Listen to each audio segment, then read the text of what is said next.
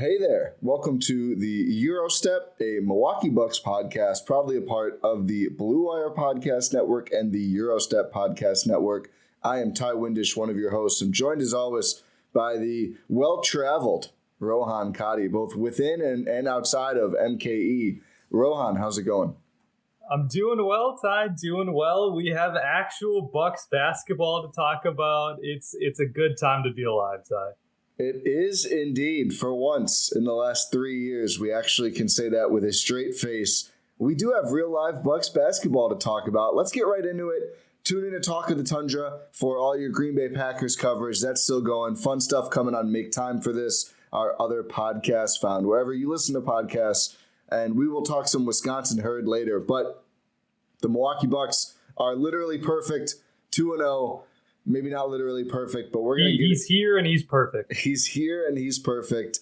I mean, when you say that phrase, there's nowhere else to start than Giannis Antetokounmpo, who after, statistically fine, I thought, especially the second half of his first game of the season, again, obviously the Bucks' first game of the season against Philly, was just kind of okay by Giannis standards. We asked some questions on the playback. Is he feeling all right? Is everything good? Like, what is this? No questions like that to be asked after the Bucks' second game, a breeze over the Houston Rockets, where Giannis, in 27 and a half minutes, records 44 points, 12 rebounds, 3 assists, shoots 17 for 21 from the field, 2 for 3 from deep, finishes 8 of 13 from free throw, which is okay. It was worse earlier. A little bit of a bounce back there for Giannis. Rohan, we joke about how we leave him for the end too often. We are not going to do so after a performance like that. Give me your thoughts on Giannis rampaging through the Rockets. Well, I tweeted this before, sort of at the beginning of the game, but what his primary matchup against this young Houston Rockets team, which we should mention, this Rockets team is not going to be very good. No, and on a rest disadvantage. So it was and on the road against the Bucks in their home opener. The cards were stacked against Houston in this game. They really were, as evidenced by the 11-0 start, I believe it was, for the Bucks. Yeah. And I think it was like 20-2 or so at one point. Yeah, it was bad. Yeah. It got bad real quick. They fought back, though. There was a couple times they got it down to like 12 in the second half. That team has no quit. Yeah, 12, it's still double digits, but 12 felt good for them. Oh, yeah. I mean, that team, I did not rest easy until like halfway through the fourth quarter because we've seen guys on that team just get super hot and make like 10 threes in a row or whatever. Probably not literally, but like Jalen Green, Kevin Porter Jr., I was like, yeah, let's keep that lead pretty healthy. And they did. Bucks fans know what Kevin Porter Jr. can do. Yes. Everyone almost had a meltdown. Well, people did have a meltdown. Yeah. But Giannis. Yes, Giannis. Back to Giannis. His primary defensive assignments, like the guys guarding him, are rookies. You have Jabari Smith going at him. You have Tari Eason trying to check him. I mean, sure, you have some Usman Garuba in there who as well. Who is a seasoned second-year player. Yes. But just these young guys that had absolutely no shot whatsoever to stop Giannis in any way, shape, or form. It was an absolute dominant performance. Giannis loves to go at rookies. He loves to go at rookies. He likes to show them who's boss. And he showed Jabari who's boss early on in this game. Because he got 2 fouls on him quick in the first quarter. Yeah, I mean, I think he got up to 8 and ones. And unfortunately, the majority of them, I think, did end up being just 2-point plays because it was not a good free throw shooting game for Giannis. But it was pretty incredible. It felt like every time Houston did start to get a little momentum, and it's like, oh, they hit a couple threes. Okay, maybe they will make this a game. Giannis was just like, no, they won't. I'm not going to let them. I'm just going to go. And it was like we've talked about a little bit, his geometry. There were so many where he's fighting through contact and he knows he's got the foul call. And instead of doing what unethical 0-3 76ers do and flopping like a damn fish, he rises up and just pure concentration gets the ball in the hoop somehow, some way. It was so impressive to watch his finishes through those fouls all night long. I will say, I thought Garuba impressed me. I think he's bigger than I thought. I thought he was more of a 3-4 sized player. he basically started at the 5, and I thought he had some good defensive possessions. He stood him up early, which is like, wow, that was an eye-popping play. But as you mentioned, Garuba kind of held his own a little bit sometimes. Nobody else did. Relative to the other guys, for sure. But I just think there was so much on display for Giannis. Like, I thought we've talked about it would be easier for him to rack up the points if, like, the post game was easier. Like, if he gets these mismatches, avoid those offensive fouls, when Marcus Smart falls over or whatever, and just kind of turn around and set the ball in the hoop. I think we saw a ton of that in this game. Like, the touch was totally on display. The footwork was great. And the shot, I mean, I know we just don't want to talk about it, but 2 for 3 in this game. I believe he made one opening night too. I could be mistaken. The midi continues to look good. I mean, we talked about on our mega preview before the season, is it just ridiculous to expect him to keep getting better? I don't know, he looked better in this game. Again, I know the opponent is Houston, but there are things that, Giannis in wide open situations didn't look as good shooting, I think, as he's looked in these first couple games. Like the poise, the actual shot form, it looks very compact. It's hard not to be excited about Giannis, which if he hadn't changed his game at all, that would be true. But I think it's especially true given the way he played Saturday night versus the Rockets. For sure. And he is 50% from beyond the arc this season. Sure, small sample, 3 of 6, whatever. I'm going to take it. But you're right. The post game was really, really good to see him set up. The one issue that he really had was turnovers in those situations, because you could see guys like Jalen Green, like Kevin Porter Jr. just come and take the ball when he was starting to post up, and which is something that could be cleaned up a little bit. Some of that's on the rest of the Bucks, though. Yeah, I mean, it looked like he didn't see those guys coming. You got to call that out if your man is going toward. I mean, it happened quick in a couple situations. I agree. He's got to have more awareness there too. But I noticed that as well. Those are frustrating turnovers for sure. For sure. But that's not to take away from the fact that if he's on the block in single coverage, it's just a bucket. It's he's going to score. Like there's not much you can do about it. That's the level that he's at nowadays. It doesn't have. He's not run and dunk, man. Like he's got a refined post game. He's got a polished, like floater game, touch game, hook game. He's got it all, Ty. He's got it all. And some of the defensive, I mean, he's averaging 1.5 blocks a game so far. The entire team, especially a fellow we'll talk about in a second here, was having a block party against the Rockets. But that was his defensive prowess was especially evident in the Sixers game, I thought. Giannis, yeah. Yeah. Well, yeah, I mean, this game, I think there was a little bit of, like, I think both teams were just, let's get some highlights going. I think there was kind of an understanding by a certain point in this game, the way the game would go. And, Jalen Green hits a couple threes and he's going crazy. And I'm seeing Bucks fans like, you're down by, like, who cares, man? Come on, he's not going to beat the Bucks anyway. Have fun. He's a great young player. Let's talk about Brook. Oh, I had a fun way to lead into this, and I gave it away. But let's talk about the Bucks' second leading scorer through 2 games. Did you know that? I didn't think of that, but it makes sense. He's got 13 per game. Jrue's at 12.5. Bobby's at 12. Grayson's at 11.5. We're going to talk about all these players, maybe in that order, but we've got to talk about Brook. I tweeted early in the Rockets game, Brook has unironically been the Bucks' best player so far.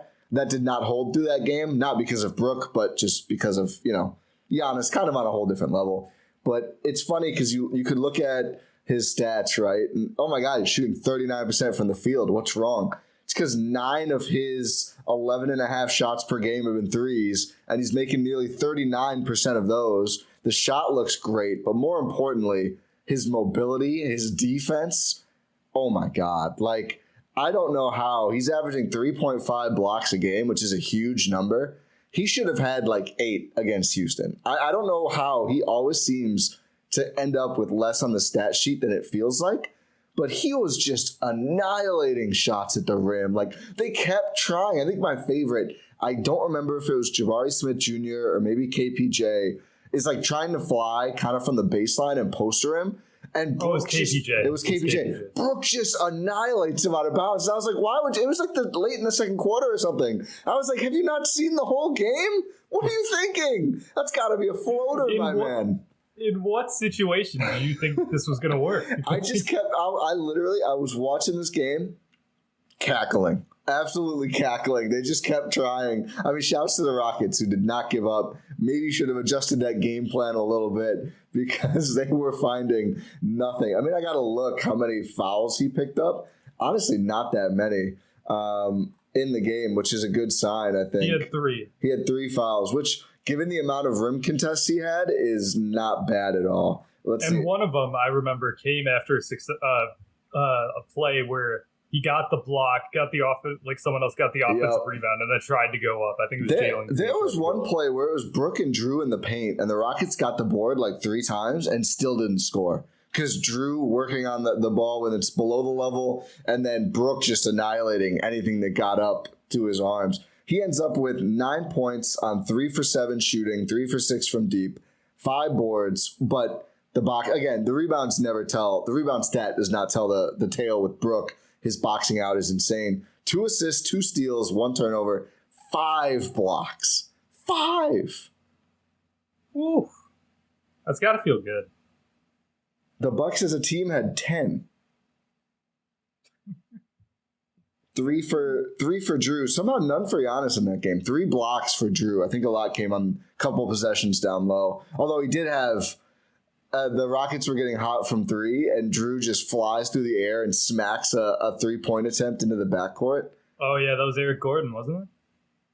I totally missed that was him. I feel like I only knew of the young guys in this game. I forgot Eric Gordon even existed, to tell you the truth. It was not Eric Gordon. There we go. So I win. Yeah. I did forget he existed. Who was it? Where's Eric Gordon? It might have been. I wonder if they might have just sent him home. Okay, so I feel good about not remembering Eric Gordon in this game. Why did I think it was Eric Gordon? I don't know. I think it was it might have been Kenyon Martin Jr. That feels like it could have been. I don't remember exactly who it was. I'm still not used to short hair KPJ either. I don't know how long it's been, but I just remember him with the distinctive long hair. But Drew's defense was. But first, you go on Brook. I want to hear your thoughts on the big fella. Might be the defensive player of the year. Is that too far out of the realm of possibility? I think yes, just because of his teammates. Yeah. I said this with Jrue as well. I just feel like Giannis, if it's not Giannis, it's not going to be a Buck. I think the better question is, can he sneak onto an all-defense team? And with Embiid, he did 3 years ago? I think so, yeah. So it's not, but he's older now. Like, how much is he going to play is something we can talk about. You know, he played a decent amount. The whole team did, but I think Eric Name pointed this out, and I was thinking the same. It ended up only being 28 minutes for Brook. I mean, honestly, no one played that much. It just felt like it because they were up by so much. Like, the Bucks don't play again till Wednesday, so it kind of makes sense that they would really want the guys to get some run in before a pretty long layoff.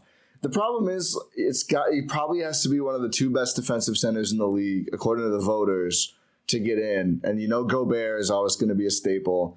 Bam, I think maybe Bam could end up sliding to the 4 on ballots. I think Embiid has not had a good start to the season in any sense, so that is certainly beneficial to Brook. I mean, that's maybe the guy who has to miss out for Brook to get in.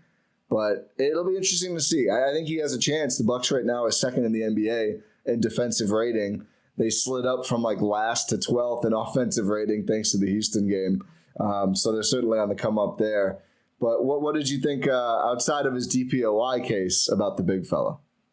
I think he's made him, like you mentioned this up top, he's shooting a lot of threes. And it's going in at a pretty solid rate so far. He's at 39%, which would be his highest in years if it kept up on that pace. But is that more of a concern? It probably is. Because I think the year we got really excited about, he shot 36%.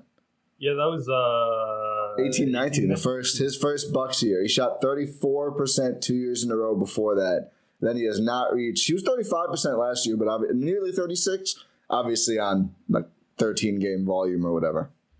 Yeah. So if he can be like an almost 40% 3-point shooter, that'd be ridiculous. Considering we know that Brook likes to shoot the ball a lot, especially the walk up threes. It's just his thing. No matter if there's a guy in his face or not, he does not care. and if he's making them, fair enough. Fair enough. Are we buying that he is, though? I still almost feel like I'd like to see him get a little more volume around the rim. I know he's hot right now, and I'm fine just kind of riding that. But or is that more a concerted effort to save him a little bit of the beating? So, that's a fair point. Because he takes it a lot of the defensive end. Yeah. You don't want to wear him out too much on the offensive end. Yeah, that's a good point. Then I guess I'm fine with that. I would say, hopefully then the volume for him adjusts if he does start to cool down, right? Because he's taking a team high 9 threes per game right now. That's so funny, dude. The sand without Chris. I mean, 9 threes Chris is not going to put up 9. High number, man. That's like early prime Steph Curry numbers. How much did Chris put up a game last year? On threes, no way that many. 6.6. I was going to say that 9 is probably more. Obviously, it's been 2 games, but 9 is probably more than Chris has ever averaged because he likes the midi too much. Yeah, 6.6 was actually his career high last year. Wow. Yeah, hopefully he sets another career high this year. But the big fella just remember astounding. It was a quiet talking point for us, like. Oh, he's looking a little slow in preseason. We said, we're not going to worry about it. We're going to give him some time. You didn't say that? You didn't agree with that? Let's say no. Okay, sure.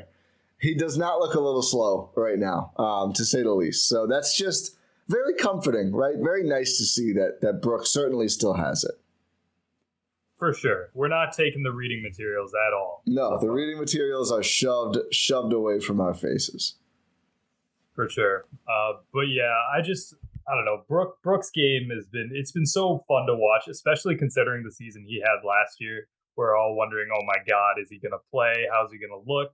And we knew that he looked good coming back in the postseason and those last couple regular season games.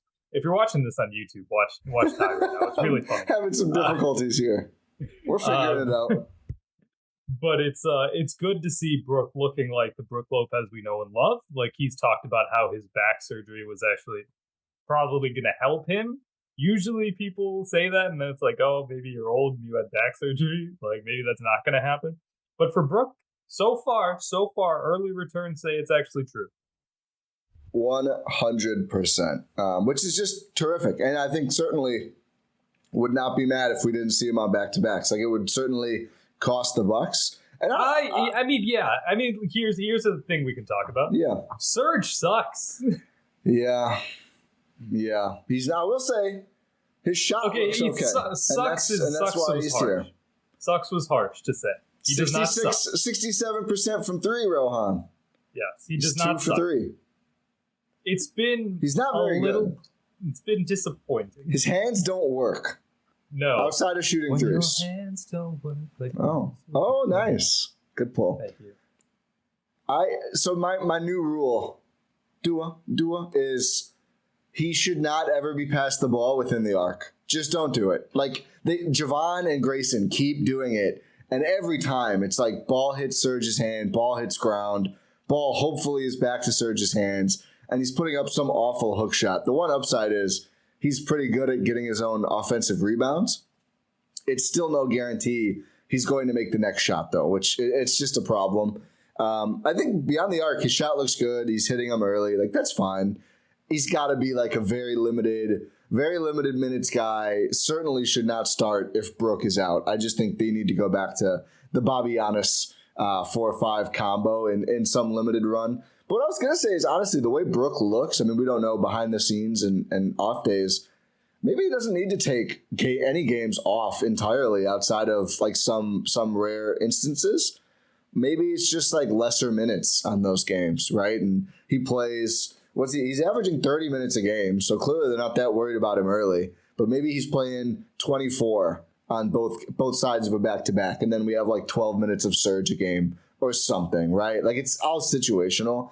I do think you just don't want to overexert him because he's clearly so important. Like, we didn't really talk about it, like have this specific convo, but, you know, I think at least on the back of my mind, right? Like, okay, if Brook is not the same, who's going to be guy number 4? And it's kind of a dicey combo. I mean, I think I would lean Pat, but obviously we haven't seen him play this year. But it's like, no, Brook is still number 4, and now that's just such a nice feeling that now we can talk about guy number 5, which then that means in most situations, it's just less holes you have to worry about. So, yeah, I don't know what's best. I think the Bucks do. I trust them, whatever they want to do. But really just hope that we can see this version of Brook in the playoffs, too, because the Bucks are a whole different team when the big fella's eating. For sure. We're team rafters for Brook, obviously. Yeah, 100%. Speaking of rafters, Jrue Holiday? I don't have that much. Yeah. I mean, obviously, the Sixers game was tumultuous. It's just classic chaotic without Chris Jrue game, I think. Yeah, which I'm not a fan of, honestly. No. But then, yeah, it's really, you see the full dichotomy of it. Like, you see, a chaotic Jrue in the Sixers game. It's like, what on earth are you doing? And then in the start of the Rockets game, it's like, oh my God, keep doing it, Jrue. Like, it's just a matter of whether the shots go in or not, which obviously is the biggest part of it.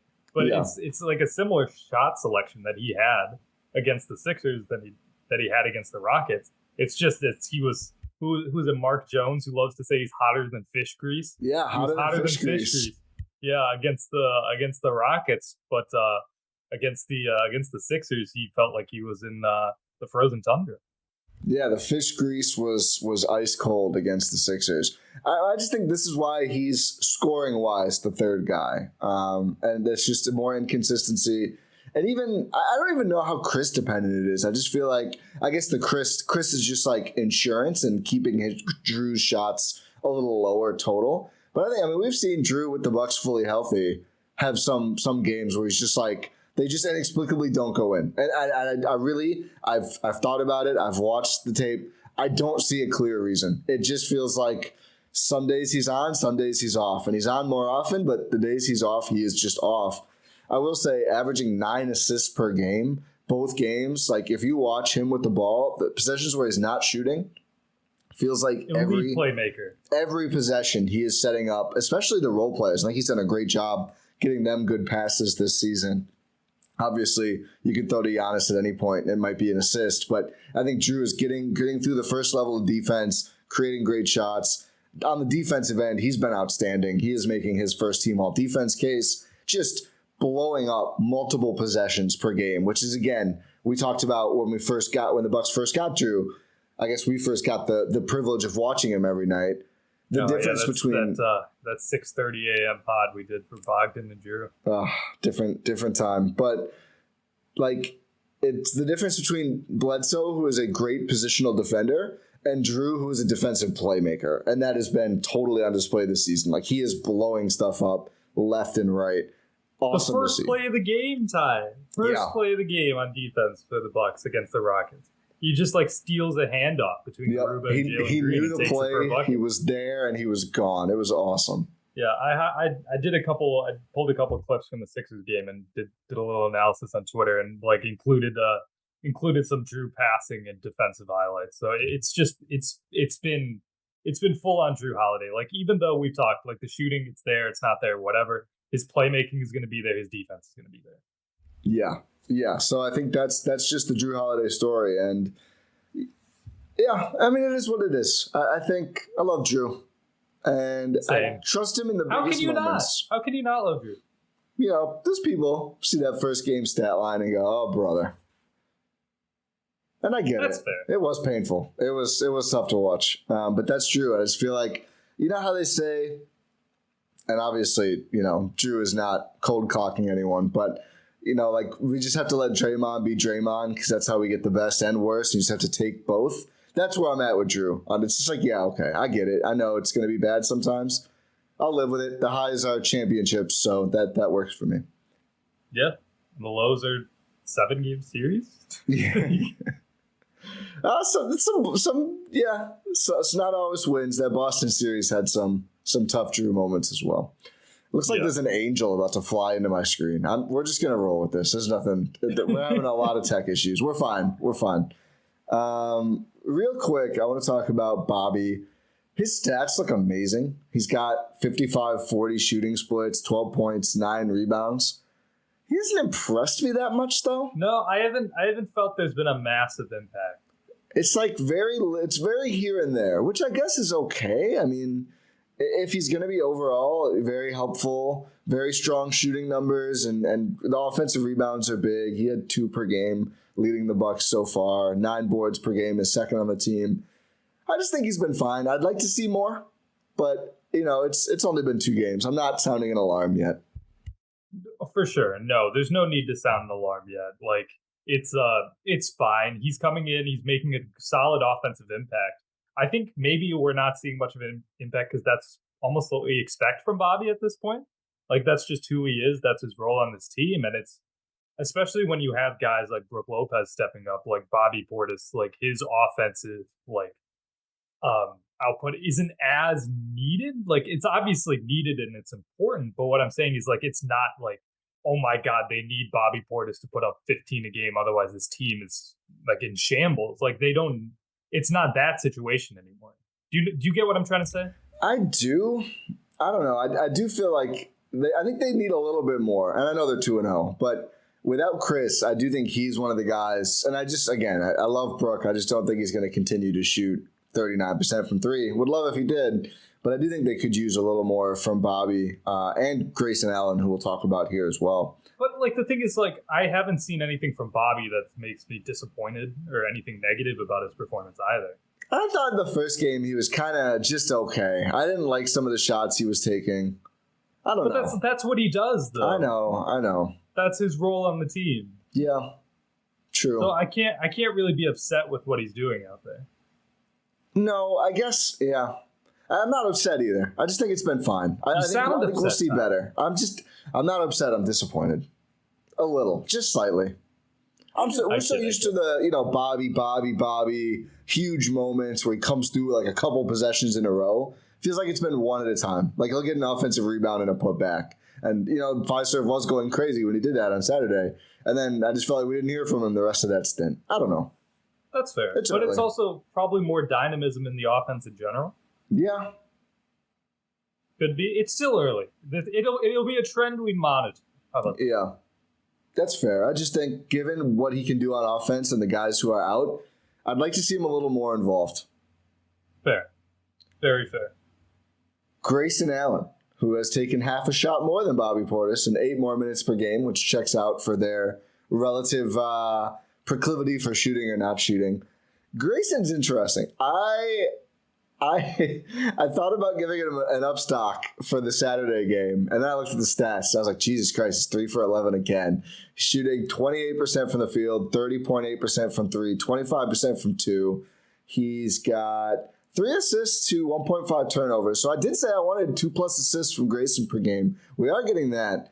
For me, right now, it's entirely eye test versus stats for Grayson. Because defense, he was bad against Houston. I'll get that out of the way now. But offensively, at least, I like what he's been doing. It just feels like he's not finishing plays that he should be able to finish. Like, I don't feel like he's biting off more than he can chew. He's just kind of blowing some looks. So where I'm at with him, and I want your take as the head of the Grayson Allen fan club, but I want to check in like a week, 10 days, and see, is he doing the same things and are his numbers up? Because I think they will be. And then I'm all on board with this Grayson start to the year.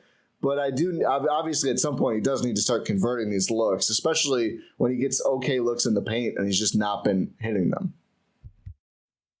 Yeah, I think the process has been good. The results have been a little because he's not hitting his shots, but I think it's good process. Agreed. Especially like starting with the Sixers game. He was making quick decisions, and that's something I really wanted to see from Grayson Allen this season. I talked about it during the offseason. Like, oh my, if Grayson Allen can just be like dynamic when he gets the ball in his hands off of like a Giannis pass or like a Chris pass. Obviously, we haven't seen that yet. But if you can be dynamic as a release valve, that's where your value is going to skyrocket, because the defense is going to be leveraged. It's going to be out of position if you're getting the ball because they're going to Giannis, they're going to Chris, they're going to Jrue, whatever. You need to leverage that, exploit that immediately before the defense can get set again. And it looks like Grayson is making a good, he's trying his best to do that. That was more on display during the Sixers game because they obviously are a better defense than the Houston Rockets. They have smarter defenders, they have better defenders. So it's kind of tough to tell when you play like a porous defense such as Houston. Yeah. But with the Sixers, he was making those quick decisions. He was like reading the play before the ball even got to him. He was making good drives. He was making good passes. He was making good reads. Made 2 game-winning plays doing those things you're talking about against Philly. Yeah, he had the cut to tie the game, and he had the pass to Wes Matthews for the game winner. It's good process. He's hitting his deep threes as well. Maybe that's the lethal shooter. From the dot and Fiserv dot forum last night, I was like, whoa. Yeah, he's hitting those. He hit a deep 3 against the Sixers as well, I believe. But then just on open corner threes, he's just bricking them. And that's something that's going to change. He's too good a shooter to not hit those, not convert those. Yeah. I think it's just you have to, ironic to say this here, you have to trust the process. I agree. The Sixers are trusting the process right now. They're in the Wemby sweepstakes. But, I totally agree with you. I think I just need to see him start hitting them. Especially, I'm not as worried about the threes just because, we know he can hit threes. I want to see him start knocking down more of those shots around the rim, though, because that is something we've just seen less of, I think. But I like the process for Grayson, and I'm willing to certainly give him more time before I'm all that worried about him. Let's talk about another offense-first wing who I think is also a little divisive. Jordan Nwora, who's been the one of the 3 young wings that has gotten to really play so far. We did see MarJon Beauchamp's debut, played 2 minutes, hit a nice take to the rim against Houston at the end of that game. Split-legged finish over Boba? Yeah. Ooh. And he pumped up the crowd after. I was like, that's a cool first moment for the rookie. But Nwora is playing 17. Jersey swap with Tari Eason, the rookie jersey swap. Super random, but we like that. But Nwora, because we just don't have that much more on Beauchamp. But we get to see him play a little bit. He may play with the Herd. We'll talk about that a little later. But 7.5 points a game for Nwora, 3 rebounds. No assists, 1.5 turnovers. Shooting 54% from the field, 60% from 3, 50% from 2. So the stats are there. I don't know. There's been moments where I've thought, he's kind of fitting in pretty well. And it felt like both games started that way. And then as the game went on, I just got more same old Nwora vibes. But he is scoring. He is scoring efficiently, which the Bucks do need right now. What is your take on the early Jordan Nwora experience? Nothing exciting me. It's just sort of like, if you can be a catch and shoot guy, fine. Just don't try to do too much. I have 0 expectations for Jordan Nwora at this point. So just, if you can hit your shots, that's good on you, my guy. Because I don't know, it doesn't feel any different. It almost feels like he's showcasing less of his skills nowadays to fit in, which is, I guess, good in some aspects, but it's nothing makes me go, wow, okay, Jordan Nwora is really impressing me here. Sure, you get a catch and shoot 3, you hit that. Good job, man. That is good for him, though, because he has been bad at those. That's a big deal for him. I think it's a big deal he shot well on catch and shoot threes. That's true, but there's also possessions. There was one in the Sixers game where it's like he grabs the ball, Giannis is in front of him in transition, he just doesn't pass the ball to Giannis. Yeah, no assists yet, which is, I'm hoping that doesn't go for too many more games. Giannis was at half court. I wish I remembered exactly when this was. Giannis was at half court, and Jordan Nwora gets the rebound near the basket and just goes right to the rim. I think they swung it around and got a 3 at the end of the possession, but it's good process. Good result, bad process in that situation. Because the most efficient shot would be, okay, here's Giannis in transition going to the rim. That's good. That's no very good. Foul. Yes, which has been amazing. If Giannis gets MVP 3, it's because of the no take foul thing, I think, because defenses just are helpless. You can see it. M3P? MV3? MV3? 3MP? 3 VP? We'll workshop that. Did I say 3 MP? That doesn't make any sense. 3 most player. We used our GSPN text line to take some poll, basically see if which of the 3 young wings people liked best or thought would fill in. Pretty much no Nwora. The only close to Nwora answers were, I want it to be Nwora, but I think MarJon. A lot of just Mamu, Sandman, all caps. A lot of people and then a lot of MarJon. A lot of the sentiment there is I don't think it's quote, Wara can't play winning basketball, in my opinion. One said MarJon, mostly because I don't believe in the other two. Beauchamp, because his name has champ in it. So Wara was not getting a lot of love from GSPN listeners as the guy. He has gotten the first crack. I think more experience, he just got the contract. He's just been around and played at the NBA level more. I think, I don't know. I see the upside. I see the vision. And I don't think he's deserved to lose his small role in the rotation because I think he's been okay. But I would like to see MarJon get a crack before he gets sentenced to G League or whatever else. He looked good. That take was really good. If he can take to the rim, make some corner threes, I think he could be much more beneficial to the Bucks than Wara. And in this early season, it just makes sense to give guys like that a shot. So whether it's one of the back-to-backs coming up or just generally making a swap there, I hope we get to see MarJon and Mamu get a shot to step in. Does not seem like we're going to get that much Mamu or MarJon, but I really hope they at least get a shot. Because I think Wara's been okay, but I don't know, it feels a lot like same old Wara. Maybe a little better, but that's not saying a ton considering how low we've been on him.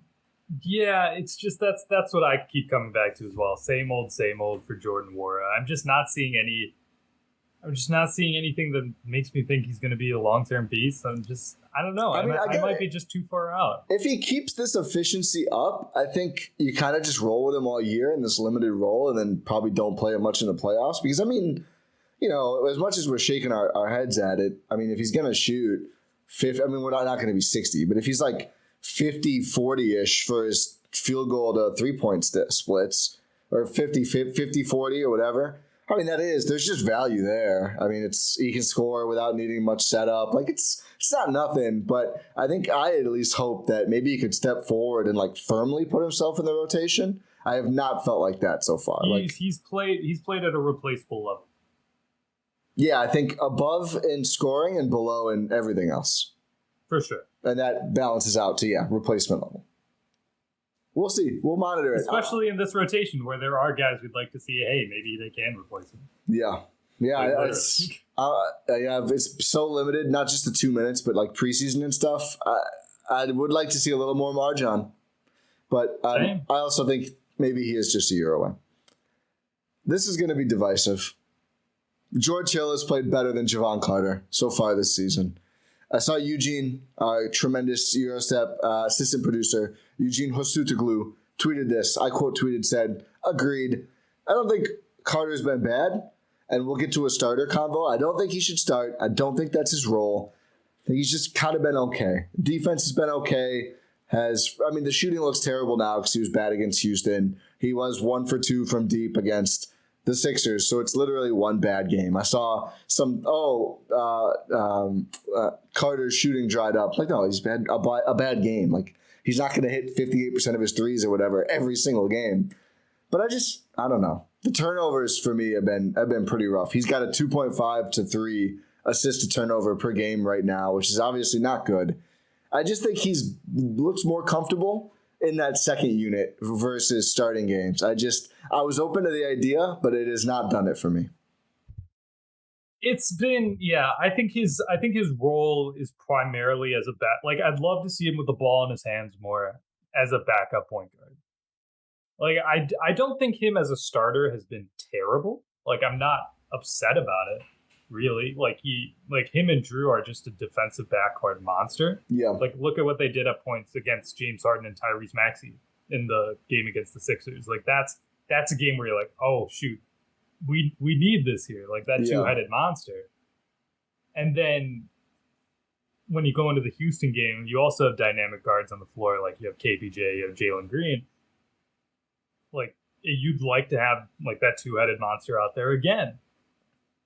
But if you're playing just a normal run-of-the-mill team without two dynamic guards, I think Jevon Carter's probably better suited as a backup point guard. I just think he looks a little overmatched as a starter, even if he's helpful defensively. I would rather. We might see this. I think West deserves to start. I get if they're not going to because he's coming off an injury and he's old. West looks like West again. He hasn't had the wow moments Brook Lopez has. What's the word, Ty? What does he look? Zippy. Yeah. I said last night, like, he's not the best on the Bucks at any given thing. Like, there is at least someone better at literally everything related to basketball. But the combination of skills he has, and just the grit. No one's better. I mean, Giannis, though. That's the thing. It's like, I think there's always someone you could say is. But the combo of skills, and he just has this sense of timing. I just feel like he just knows when he's needed. He's like Batman. He just knows when they need him, and he's just there. Where's the West signal? And the West Side, I don't. He's the only one who sees it, but he knows. I mean, the three to beat Philly, right? Like, he's just there. Love Wes, but I get if they don't want to start him. It wouldn't shock me if we saw a George Hill start at some point in this early going, and people will lose their minds. He's better suited, I think, to play off of Jrue than Javon is. He's bigger. He's shooting 83% from the field. He doesn't take many shots, but when he does, they're really good shots.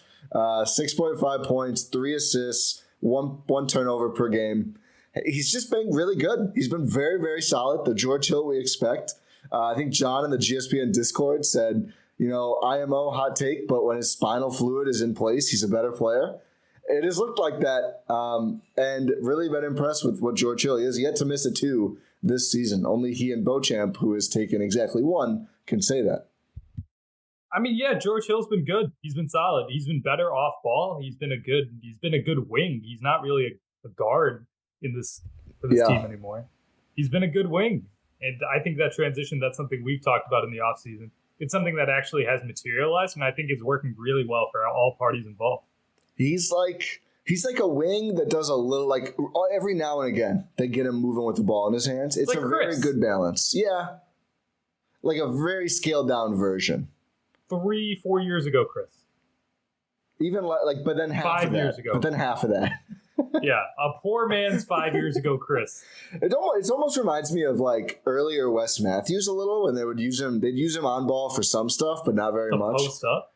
No, that's a bad comp. I don't know exactly who I'm thinking of here, but it's just, I think they've got him in a perfect role, and they're using him really well, and he looks good. He looks healthy, and I'm still all in on Javon. I just think they're looking for a little too much from him, I think. Yeah, maybe he might be a little bit overmatched. That's fair to say. This is a guy who the come up has been quick, but again, he got released so the Nets could get Goran Dragic and was not getting calls, and the Bucks brought him in and played him off the bench, and he played really well. But that doesn't mean that, he's just going to keep like the linear progression thing, right? Like this isn't Madden or 2K where, it's been another season, so this guy gets 5% better at everything. It's just not how it works. I just think, I think he can be a top 7-8 guy in the rotation, but there's just a huge difference between that and starter. And that's just been my take. It's been 2 games. Maybe he turns it around and really impresses over the next couple, but it just has not been there so far. For sure. We'll see how it plays out, whether he continues to start or not, whether he continues to struggle a little bit. Maybe he just needed some time to get his feet wet. That's also an option. We're still Javon Carter believers, for sure. Oh, 100%. It's early. Like, these are all early things. It's nothing's definitive yet for anything we've seen. Except Giannis. Yeah, I was going to say except Giannis. MV3. Giannis is the angel about to come into your room time. I'm just going to leave that one alone. I think we talked about every rotation player. Who would you start tomorrow if you were coach? They don't play tomorrow. Who would you start on Wednesday? I was going to say, I'd start no one because they don't have a game. Bud. I'd probably, who are they even playing, the Nets? I don't want you to think matchups too much. I just mean for a general, because I don't think Bud does. I'd probably start Wes. Yeah. I think that's the best. Wes and Grayson. I think that's the best starting 5 for right now. I like Bobby off the bench still. I like Javon off the bench. I would not mind to see Jrue Hill, but I just think it would light Twitter on fire. I think it's a good. Yeah, I don't want to have to be the guy that's going out there defending George Hill for everything. So let's just not. I'll do it. I've been buying the George Hill Redemption Tour stock. Give me a George Hill start. Let's see how it goes. I mean, we got him an upstock yesterday. We did for the Rockets game. Yesterday, as you're listening to this. But. Yeah, he deserved it, man. He did. He played well. He's like he said, he's shooting the ball well. He's doing what he needs to do. Nothing about his game is upsetting me. And him playing... I can't wait to circle back to this in like 5 months and we're like, oh my God, what is happening? I don't know if we will. He's playing... The thing is, like, he's playing roughly the same minutes as Javon. Could be in a good way. I never said it was a bad one. That's true. The minutes breakdown is interesting so far. What's interesting about it? Well, obviously, here, let me sort by so I'm not missing anyone. But obviously, like, Jrue at the top, which Jrue usually plays a ton of minutes. He's a tank. Like, I feel like he's good at that. Giannis, Brook Lopez at 30, I think is a little high, but again, the Bucks know more than us. And then Grayson at 30. Okay, those are kind of your core four while Chris is out, although Grayson hasn't played well. Then Javon and Bobby. Javon more than Bobby. I know he started, but I still think that's a little interesting. They have not gone away from Javon despite the kind of bad start. So Javon, Bobby, neck and neck, and then Hill has really been the seventh guy. There's a 5-minute per game difference between Hill and Nwora, and then Wes at 16. I think that's a little bit saving Wes. And again, he was a guy who did not play in the preseason because of an injury, so I think they're trying to get him into shape a little bit. But I would certainly expect Wes to move up as we go, and we'll see, like, can Nwora hang on? You know, the Hill, Portis, Carter grouping, I think that's going to change up a little bit as we go. I think Bobby will move up. Yeah, I mean, that's the natural progression, right? I think I really like Javon and Bobby as a two-man combo. Yeah. What do we call them? Jababi. Jababi. Old Family Guy bit. Bavon. Bavon Carter. Let's move on. Yeah, I was going to say the same. What else has stuck out to you? I feel like we've touched on everyone who's really played. Yeah, we have. The new defense, I like it. I mean, there's some lapses. Jrue gets overhelp happy. Bobby misses sometimes, but there's still, I mean, the Rockets shot a ton of threes. I also just think that's a team that's just going to shoot a lot of threes. And I thought a lot of them were contested. Like, I don't think it's worth saying the new defense is not working now because Houston shot and made a good percent of their threes. Like, they were hitting contested threes. Like, that's a team that will do that. I think overall I've liked the way they've played so far on both ends. For sure. And especially a lot of the threes that Houston was taking were a lot of, like, step backs going up. Yeah, like, just... like someone was going under a screen accidentally or something like that. Yeah, there was some of that. I don't think that's necessarily the same as their new defense. No, it's not. That's what I'm trying to... Yeah. Like, that's just a weird side thing. And also, like, you know, okay, some of these guys are hitting threes. You're like, all right, I guess, you know, we're just going to live Like Jalen Green is the number 2 overall pick for a reason. Yeah. Like, he's Kenyon good, Martin man. Shooting 40. Tari Eason, 3 or 4 from deep. It's like, okay, I mean, sure. Tari Eason's good. Jalen Green's really good. Like, the Rockets have some really, really talented rookies. Yeah. Agreed. But yeah, I think they weren't shooting 37 good threes was my take on that. Or, you know, not good, not to be like Paul George after Dame hit that shot on him or anything. But I don't think they were shooting 37, you know, wide open scheme threes. Like, they were just pulling up and shooting threes. There's only so much you can do about that. Exactly. But otherwise, I think that's my last Bucks topic. I'm excited to watch it more. I know. It feels good to be back, Ty. It really does. Feels really good to be back. I love it. Dwayne Wade vid clip. I love it. I love it. The Meta World piece. I love basketball too. Yeah, you love that one. Have you been League Pass surfing? Who's your League Pass team so far? I've been national TV surfing more than League Pass. I don't have League Pass, but I'm gonna catch national games and Bucks games this year.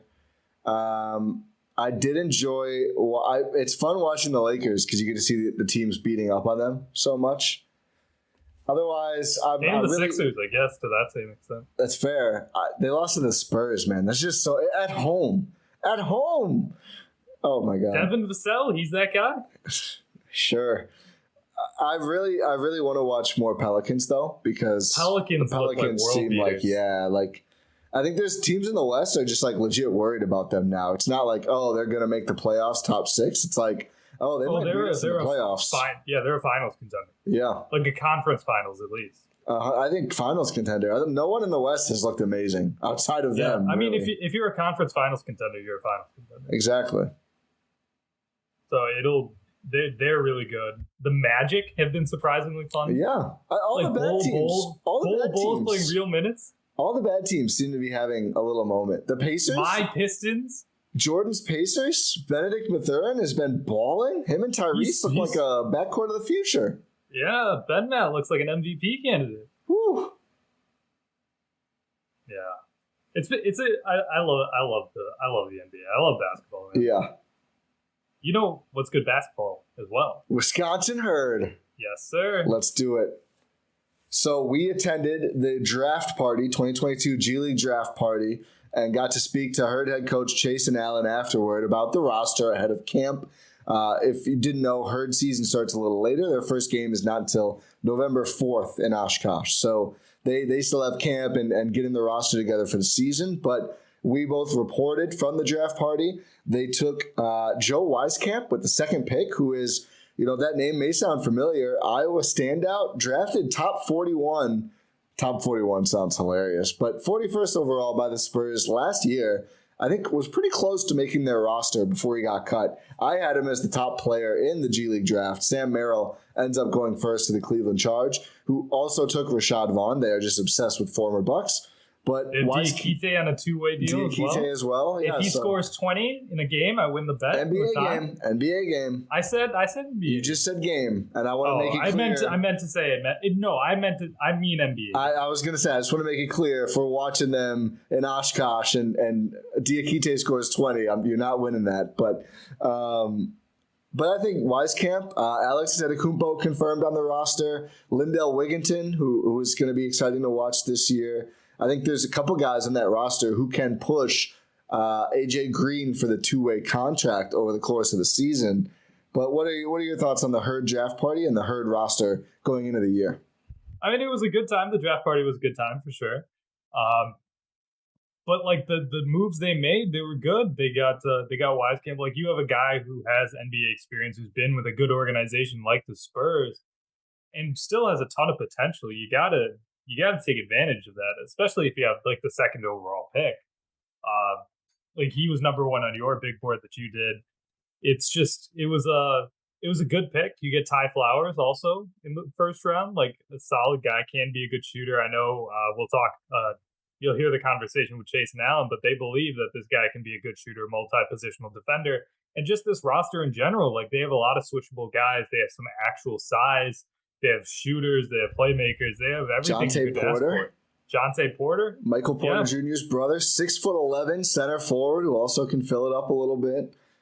And Jordan Bone is the other big-time player to mention. Acquired him in a trade. Has really had some strong guard play in the G League before. Ibu Baji, 7'1" center. You don't see those every roster in the G League. 7-footers in the G League are a rare commodity. Yeah, so it's a really fun roster. I don't know exactly how the minutes will break down with some of these guys. Like, I don't know how much Alex is going to play. It'll be interesting to see. Iverson Molinar from Summer League. And also I found out Blake Marquardt on the roster here from Oshkosh. Played with Tyrese Halliburton in high school. So he was a local player tryout, right? Yeah, so really cool to see that he's on the camp roster. I mean, we still have to get to the regular season. I think there will be some cut downs, but it would be a cool story if he made it for sure. But yeah, I think fun roster will be fun to watch. And obviously, Windy City Bulls versus Wisconsin Herd, as the first game of the season is, that's Costas versus Alex. So certainly, it is. I didn't even think about that. A chance you see even more Antetokounmpos in the building there, but certainly going to see some brother versus brother games this year. The Bulls play the Herd a lot, so that'll be fun too, as long as Costas is assigned, which we'll see if he's needed with the NBA club or not. Yeah. Let's see. Let's temper expectations for him with the Bulls. Yeah, that's fair. Although had a good summer with Greece. We liked what we saw. He did have a good summer with Greece. I will say that. Unfortunately, he had some injuries, but he was good when he played. He was. So let's throw it to our interview, a semi-exclusive. The Herd was there too, but media outlet exclusive interview with Herd head coach Chaisson Allen before the year on the G League draft, the outlook for the season, what they're prioritizing, and everything else. And then we will wrap this episode up. Coach, welcome back. Obviously, here on the day of the G League draft, you guys take Joe Wieskamp, number 2, Ty Flowers later in the first round. We'd just love to hear what you guys see in those players and if you're excited to get them here in Oshkosh. Yeah, for Joe at number 2, great value. Obviously was taken in the draft in 2021 with the Spurs. Brings NBA experience to us. He can shoot the ball very well, high efficiency, and we look for him to do that with us. High character guy, kind of fits Bucks DNA. So great to have him aboard. And then along the same lines, Ty Flowers can really shoot the ball, fill it up, LIU. I think he'll help our front court depth and just give him his versatility at that position. Absolutely. I don't know if the roster has been totally released yet, but just wondering, obviously usually guys who are with the Bucks in camp end up on the herd later on. So wondering on the status of Lindell Wigginton, Ibu, the center, I believe I might pronounce that wrong, and some of the other guys who we saw with the Bucks earlier. Yeah, so we're fortunate enough to get Lindell Wigginton back this year. Him back on our roster, obviously we saw the things he did for us last year and got the call up with the Bucks. He's been a part of our organization, so he knows what we're about and what we like to do. So glad to have him back. Ibu Baji, he'll be a great show for us at the center position, 7-footer, can really get up and down the court, moves very well, blocks shots, and a rim roller, lob threat. So got him from camp, like Elijah Hughes. Again, NBA experience, and you'll see as the season goes along, or even here early in training camp, we have a lot of guys with NBA experience and know how to play the game the right way, and that's what we're going to ask them to do. A couple of more from the Bucks, Jonte Porter and Alex Antetokounmpo. You're expecting them to be in camp and compete for roster spots too. Yep, Jonte Porter. Obviously, we know who his brother is, Michael Porter Jr., but he does the same thing in terms of the Bucks DNA and what we like on the floor. Just a great human being off the floor, and then he can really fill it up beyond the arc. I think we've gone to that in terms of our roster, guys that can really shoot the ball, and with the likes of Jordan Bone at point guard, who's going to be able to get these guys involved. But Alex as well. For him, it's more so energy and creating extra possessions for us and finding his way on this team. And then I think we'll be in good shape with the shooting we have going along with the rest of our roster. Absolutely. It seems like, shooting and NBA experience, 2 focuses for you. So you're kind of hoping that maybe hit the ground running with some more experienced guys and guys who can really space the floor for you? Yeah. A lot of these guys we've had in and kind of know what we're looking to do here early in training camp and have been around the Bucks within their training camp. So we look to get off to a fast start and play with the same type of pace we did last year and run and get shots up and create and play the possession game for us. Obviously, you got the two-way players who factor in as well, AJ Green and Sandro Mamukelashvili. Mamu sometimes looks too good for the G League, too good for Summer League, really shined overseas. I know it's not up to you how often those guys are down here, but going into the season, I guess how do you build expectations for those players, knowing that sometimes they'll be with you, sometimes they'll be with the parent club? Yeah, so we always go into the season with a plan and kind of give it to them as well. But we expect to have them. That's how we have to go in, expect to have those guys and expect them to be on our roster on a day in, day out basis. But when we have them, obviously we saw the things Sandro was able to do for us last year, just playing them in different positions. Sometimes using them at the 3, 4, 5 for us, get them experience, and just get some playing time. AJ is new to us, obviously a rookie. Will come in and along the same lines, can shoot the ball. We saw it in preseason with the Bucks, but he'll do it well for us. It goes right along with all the rest of our guys. Absolutely. I know there's been a focus on the Bucks, maybe changing up a little bit of their defense and less so on the offense, but it seems like a lot of ball screens in preseason and so far. Is this a situation where fans could expect the Herd scheme to mirror the Bucks scheme with those changes, or is it a little more player dependent? Because obviously, lacking the Giannis in the middle of the floor, which does help a bit for the NBA club. Right. We'll do the same things just for the instances that Sandro and AJ are with us. Maybe even see MarJon with us. So we want to do things similar so when they come to us, they can just fall right into place. Absolutely. Last one I think I've got here, a couple of Bucks guys dealing with some injuries. We've seen in the past, whether it was Jabari way back when or some more recent examples of maybe practicing, probably not playing with the Herd, but do you expect that to be an element for either Chris Middleton, Pat Connaughton, or Joe Ingles to maybe get some time practicing with the guys since the Bucks just don't have as many practices? I would hope so. Last year we were able to do it with Dante's rehab, and I look to do it this year. It'd be good for our guys to have that type of talent on the floor and help the Bucks and get them back in the position they need to be during the rehab process. So I love and encourage Bud and the group to have that happen. I'll let them know you said that. Yeah, absolutely. Interesting to hear from Chaisson Allen. I'm excited to talk about this. Herd Media Day coming up this week. Excited to talk to Herd GM as well as Chaisson again. But the emphasis on shooting feels real. And I think Javin DeLaurier, a guy who had a really good defensive season with the Herd but really did not shoot that much, going away from him, it seems like going to more shooters has been a big deal on all levels of the Bucks org this year. And I don't think it's a reaction to seeing Giannis with Papa Giannis in Greece because they made a lot of these decisions before that. But I do think that was maybe some confirmation of like, yeah, we should be all in on shooting. Like we need guys who can shoot from every position as long as we are building around Giannis. That's just so essential for this team. But interesting to hear a lot of Coach Allen's thoughts on the roster here. Yeah, for sure. Another thing I thought was interesting was the mention of Beauchamp playing some minutes. Yeah, team. Yeah. Like maybe we're getting a little too excited about him playing with the Bucks team because he's going to be spending some time down with the Herd.